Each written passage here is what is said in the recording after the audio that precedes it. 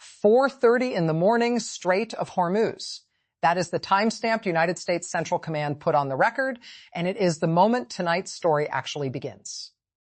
A Panama-flagged tanker called the Kiku, more than 2 million barrels of crude sitting in her hull, is moving through the narrowest choke point on Earth when a one-way attack drone slams into her side. No warning shot, no radio call, just impact. Fire crews scrambling on deck, and a ceasefire that was already hanging by a thread suddenly snapping in front of the entire shipping world. Tonight we are breaking down exactly what happened in the hours since, because this is not some rogue skirmish nobody saw coming. Look at the sequence for yourself. Thursday, a Singapore-flagged container ship named the Ever, Lovely, takes a drone hit near the Omani coast, on a corridor the United States had personally cleared of mines days earlier. Nobody on board is hurt, and remarkably, the vessel simply continues its voyage, which almost makes the strike feel routine until you remember what that corridor was supposed to represent, a route Washington had staked its credibility on keeping safe. Friday, American aircraft respond, hitting missile and drone storage sites along Iran's coast near the port of Sirak. Saturday, before the smoke from that first strike has even cleared, the Kiku goes down under fire in almost the identical stretch of water. And within hours, CENTCOM is back in the air, tearing into Iranian surveillance infrastructure, communication systems, air defense positions, drone storage facilities, and mine-laying capability, all in a single coordinated wave, striking the same coastal village near Sirak for the second time in 2 nights. 3 strikes, 3 nights. One waterway carrying 20% of the planet's oil. And every single person involved is still calling this a ceasefire. Sit with that for a second, because that contradiction is exactly where tonight's story lives.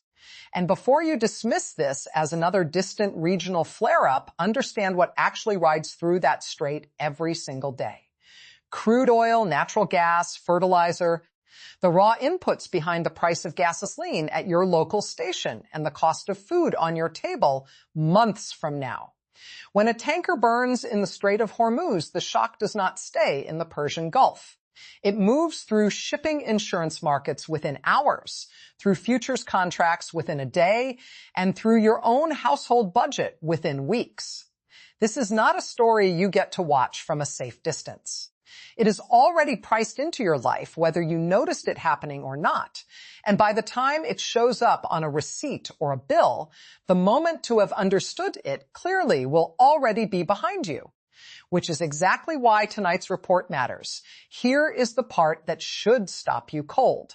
This is happening inside a signed agreement, a memorandum both governments put their names to only weeks earlier in a summit at Lake Lucerne, promising safe passage, promising restraint, promising the guns would stay quiet while diplomats worked out the details of Iran's nuclear program and the future of the strait itself. Somebody is breaking that promise in broad daylight, on camera, with tankers burning as the proof. The question tonight is not whether it happened. Cameras, satellite trackers, the United Nations' own maritime organization, and 2 government statements have already settled that. The real question is what each side actually wants you to believe about who fired first and why neither one is telling you the full picture. So let's get into the claims, because they do not just disagree. They flatly contradict each other, and the gap between them is where the real story is hiding, scarred with Tehran's public position. Iranian military command has stated flatly that its forces were the ones responding, framing the strikes on the Kiku and on American assets as retaliation for an earlier American strike on an Iranian oil tanker inside Iranian waters. Their language has been unambiguous, warning that any future aggression will draw what they call a crushing response, delivered in their words as powerfully as in the past. That is not a hedge.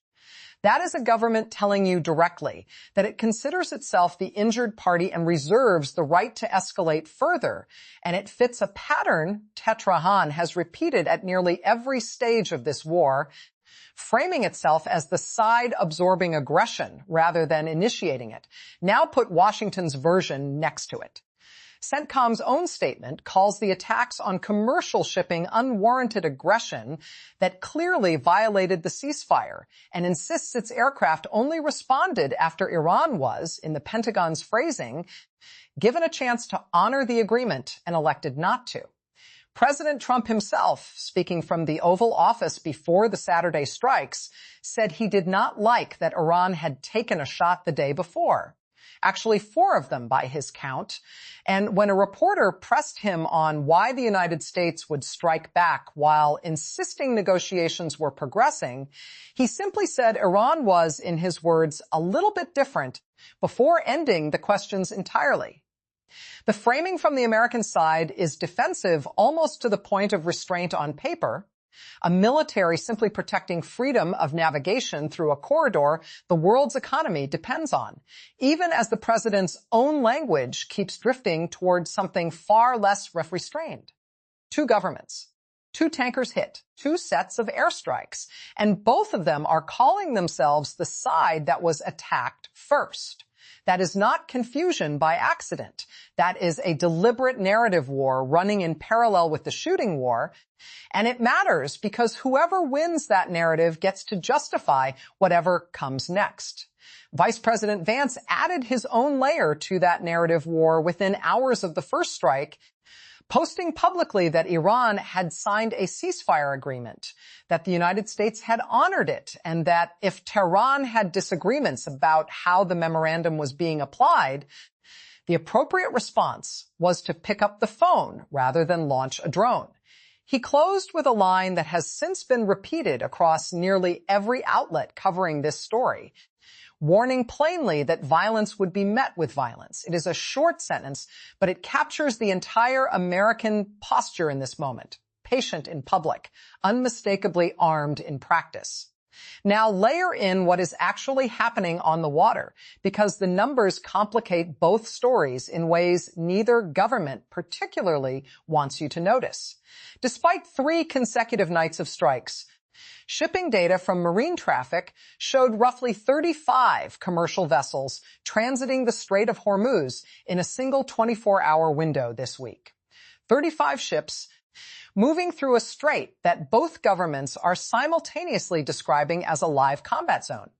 That is not the behavior of a waterway on the edge of total war.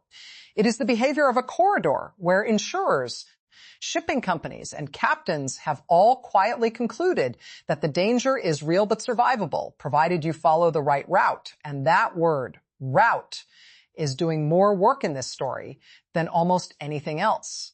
Iran has repeatedly insisted vessels transit only through a corridor it designates near its own coastline, south of Larak Island, coordinated through the Islamic Revolutionary Guard Corps Navy, which in practice can mean paying a toll for safe passage and receiving a scheduled military escort from the moment a ship enters the Persian Gulf until it exits.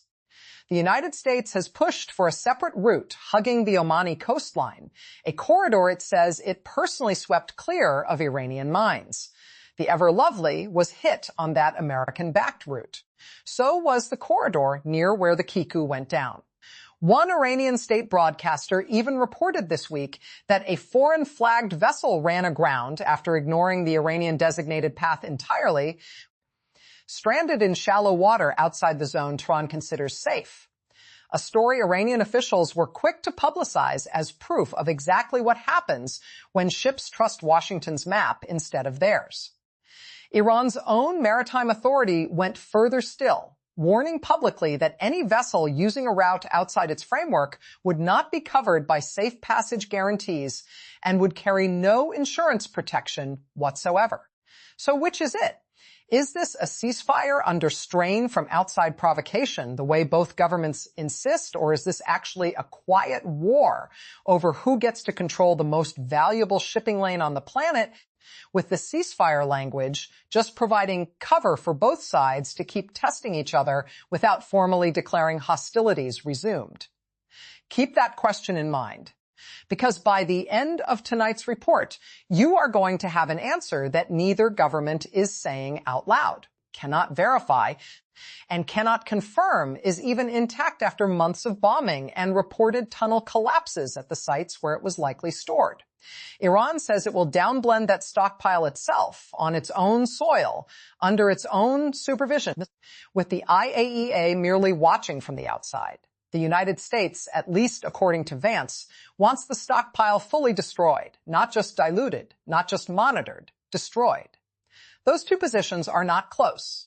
They are not converging. They are hardening with every passing week. So which version do you believe? The one where Iran just handed over its nuclear program's future to foreign inspectors and called it a very good day?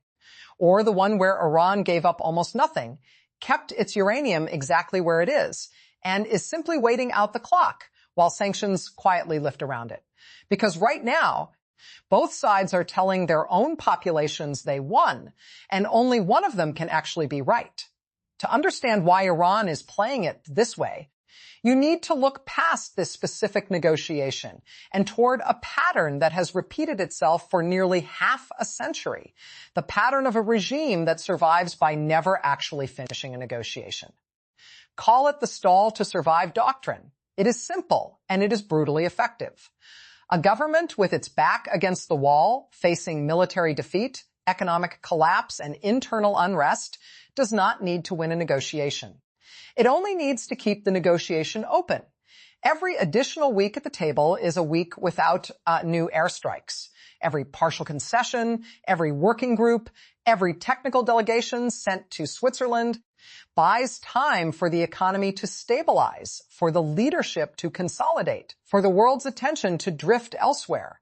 You do not have to defeat your opponent across the table. You only have to outlast their patience. This is not new behavior from Tehran, and anyone who has tracked these negotiations from the very first round in Oman back in the spring of last year could see this coming. The same sequence played out then too. Talks described by both sides as constructive, optimism from Omani mediators about a peace deal within reach.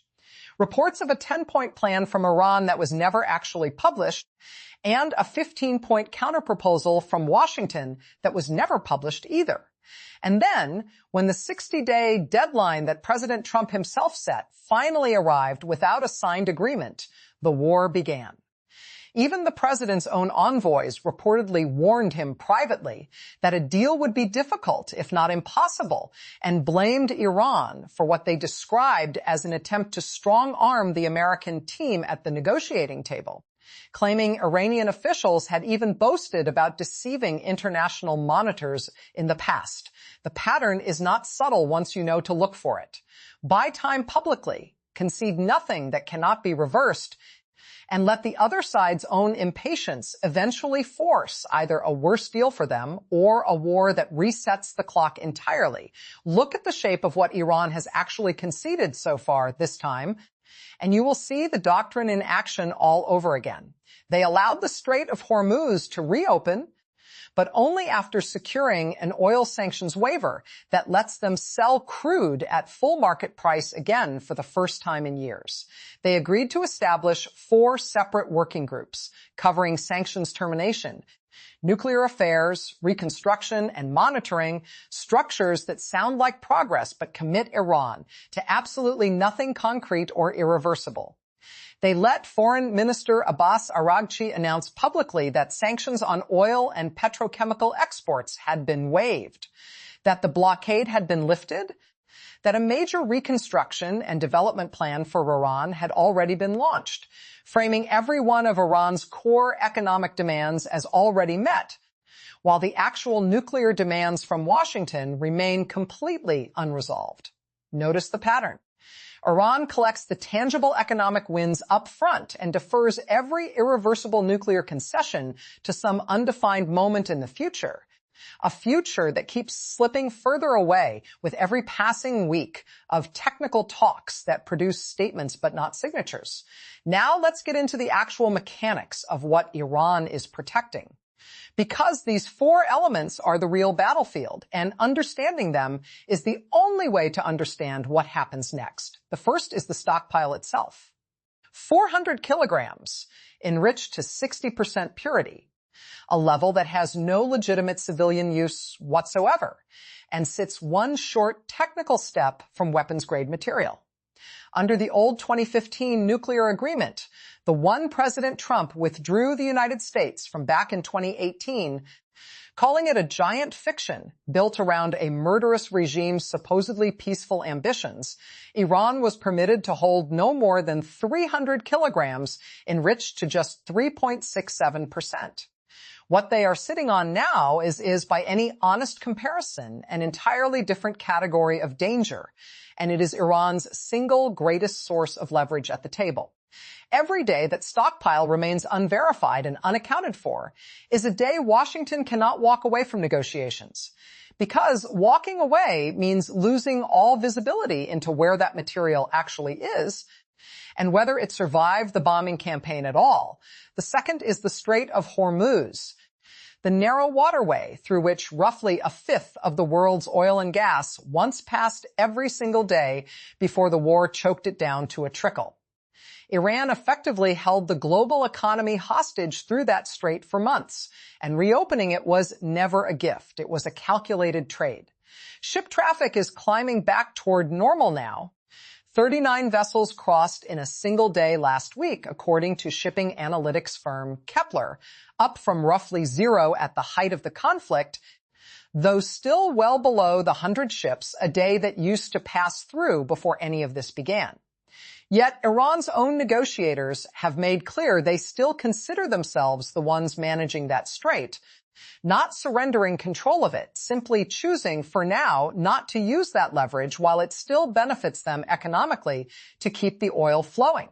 The third is the oil sanctions waiver itself, a 60-day exemption from the United States Treasury that lets Iran sell crude and petrochemical products at full market rates for the first time in years, an exemption Iran secured while keeping every nuclear site closed to inspectors and every ounce of enriched material exactly where it already was. Read that sentence again, because it is the clearest evidence yet of how lopsided this interim arrangement really is. Iranian oil, once sold at a steep forced discount to buyers willing to risk American sanctions, can now move at full global market price. And that alone represents one of the largest economic lifelines Tehran has received in nearly a decade. And the fourth, the one that may matter most of all, is that direct order from Iran's National Security Committee, reportedly issued under the authority of the country's new, younger supreme leader, prohibiting any transfer of enriched uranium outside Iranian territory.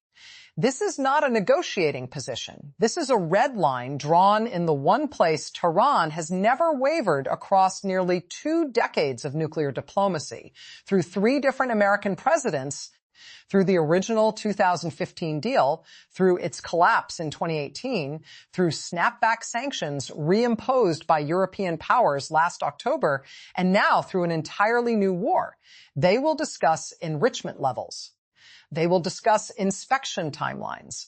They will not, under any circumstances currently on the table, let that uranium physically leave the country.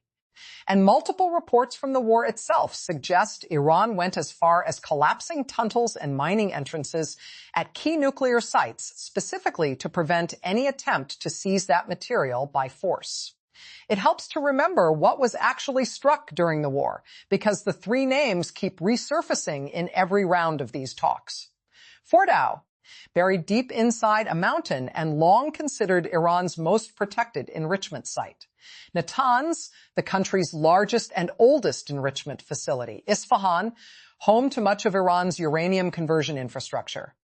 American officials, according to reporting from inside the negotiations, once demanded that all 3 be fully destroyed and every remaining gram of enriched material handed directly to the United States. Through Doha to lay the groundwork, even when they are not present for the technical sessions themselves, but to their own domestic audiences, the tone flips entirely. Iranian hardliners, including senior political figures like Parliament Speaker Mohammad Bakr Kalibaf, have publicly called the memorandum a document of America's defeat, mocking the idea that Tehran gained anything from it beyond a sanctions pause it was always going to need. Iran's foreign minister has separately warned that any Israeli strike would trigger what he called an immediate powerful response, a line aimed squarely at reassuring a domestic base still furious over the killing of the country's own supreme leader in the war's opening strike. On the American side, the president himself is publicly floating the total elimination of the Islamic Republic if talks collapse, a line built for domestic consumption as much as for Tehran's ears, timed for an audience that wants to hear strength, not diplomatic patience, publicly restraint. Privately, both governments are still performing strength for the audiences that actually decide whether their leaders stay in power. That is the two-audience theory. And once you see it, the entire pattern of strikes, statements, and negotiations stops looking contradictory and starts looking coordinated, just not in the way either government wants you to assume. Every ceasefire announcement, every strike, every hardline soundbite is doing double duty, reassuring the world while reassuring the base. And the moment those two messages stop being compatible is the moment you should start worrying. Because that is exactly when a government runs out of room to keep performing both roles at once. Now, for the roundup, because the pace of this story genuinely does not slow down. Qatari and Pakistani mediators have confirmed what they are calling positive progress in the latest round of indirect talks, with both delegations agreeing to reconvene once funeral processions for Iran's former supreme leader, killed in the opening strike of this entire war back on February 28th, conclude in the coming days, with the main funeral now scheduled for July 7th in the city of Qom after months of delay caused by the fighting itself. Frozen Iranian assets, worth billions, remain the single largest bargaining chip on the table, with Tehran reportedly demanding a staged release in 2 phases over 60 days. Meanwhile, CENTCOM's regional commander, Admiral Brad Cooper, has been coordinating directly with senior military officials from Bahrain, Egypt, Jordan, Kuwait, Lebanon, Oman, Qatar, Saudi Arabia, Syria, and the United Arab Emirates, a level of multilateral defense coordination that suggests Washington is planning for this pressure campaign to continue for months, not days. Lauded in one more detail that most coverage of this story has buried entirely. When the ever-lovely was struck, the International Maritime Organization was in the middle of coordinating an evacuation framework meant to move hundreds of stranded ships and thousands of mariners safely out of the Persian Gulf. The strike forced that entire evacuation effort to pause, because the vessel in question was not transiting under the IMO's protected framework in the first place. That single detail tells you how fragmented the actual rules of this waterway have become. There is Iran's route, there is America's route, and there is a third, more cautious framework run by an international body that neither military power seems especially interested in fully respecting. 3 overlapping systems of authority, all claiming jurisdiction over the same 80 miles of water, and every additional system adds one more seam where the next incident can slip through. So what actually happens next? Either these indirect talks in Doha slowly harden into something resembling a real settlement over who controls that strait, with Iran accepting a shared or supervised corridor in exchange for its unfrozen billions, or this pattern of tanker strikes followed by American retaliation becomes the new normal, a slow-burn conflict dressed up in ceasefire language that could reignite into open war the moment either side decides restraint has stopped paying off. There is a third possibility, too, quieter than either extreme, where the current pattern simply continues indefinitely. An occasional strike, an occasional round of talks, oil prices twitching upward and settling back down, the world slowly normalizing a level of danger in that strait that would have been unthinkable 18 months ago. Tell us in the comments which one you think it is. Because right now, honestly, the evidence supports all 3, and that ambiguity is exactly why this waterway remains the single most dangerous 80 miles of ocean on the planet. Before we go, Picture the scene playing out in a command post outside Bandar Abbas right now. An Iranian radio operator tries to relay urgent coordinates to a coastal battery that CENTCOM strikes just knocked half offline, shouting into static, repeating himself 3 times, getting nothing back but silence and a faint hiss, radioing a second post that answers with a garbled half sentence before cutting out completely, until he finally slams the handset down and sends a runner sprinting down a corridor instead, because in the year 2026, on one of the most fought over stretches of ocean on the planet, the fastest working line of communication left standing is apparently a man on foot. Meanwhile, out in the strait itself, 35 commercial tankers keep moving through the exact water everyone insists is too dangerous to cross. Their captains betting real cargo, real crews, and real fortunes on a ceasefire that exists more convincingly on paper tonight than it does on the water itself. 2 governments are telling the world they want peace calmly, patiently, and on camera. 2 governments are quietly telling their own people they are still winning, loudly, privately, and off camera. And somewhere between those 2 carefully managed messages, in the dark, in the straight, the actual truth of this conflict keeps moving forward 1 strike at a time, waiting quietly for whichever side